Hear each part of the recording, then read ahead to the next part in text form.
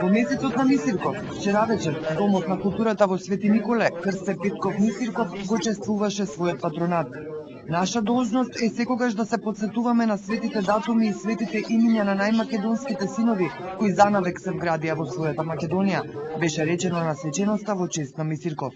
Одбележувајќи 133 годишнината од неговото раѓање, не можеме да не се навратиме на она што тој беше, и ќе биде за Македонија. Великан кој се издигна со изворедно високиот придонес за нашиот народ, за развитокот на нашата национална култура.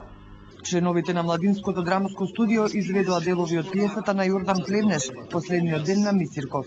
Ние чувствувавме не само како должност, туку и наша обврска да го одбележиме овој голем ден, неговиот роден ден, и затоа ги вклучивме младите индиректно, но би рекла и директно, со самото тоа што ќе се вклучат во работата и ќе го презентираат и ќе научат многу за великанот Мисирков. Да го негуваме, да го чуваме и сочуваме и делото и името на Мисирков.